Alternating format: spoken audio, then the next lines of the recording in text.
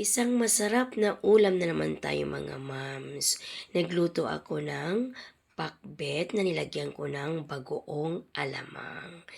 Basta gulay, masarap. Kaya panoorin nyo to mga moms kung paano ko niluto ang ating pakbet na ginisa ko lang sa bagoong alamang. Ayan, meron tayong mga gulay dito, kompleto na yan.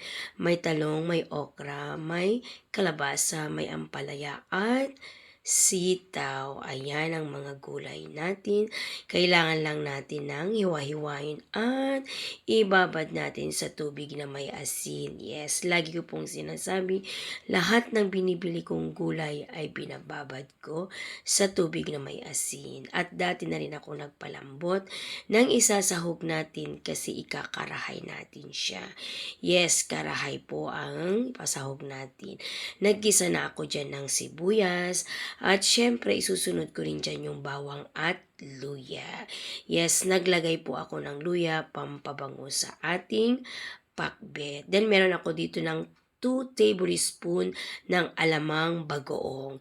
Hinugasan ko po yan para hindi masyadong maalat. And then, igigisa lang natin din yan. Ayan. Then, ilalagay ko na yung isasahog natin.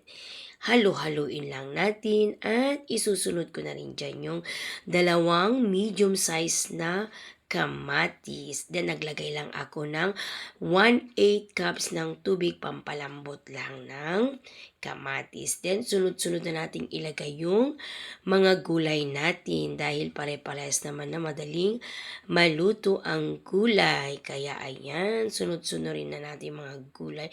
And then, halu-haluin lang natin. Then, lalasahan na natin ng betchin at paminta. Then, dadagdagan ko lang ng chicharon sa ibabaw. Pampadagdag sa masarap na ating pakbet. Ganyan lang kasimple ang ating pakbet na ginisa sa bagoong alamang.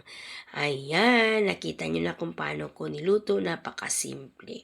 Masarap siya, promise. Thank you for watching, guys.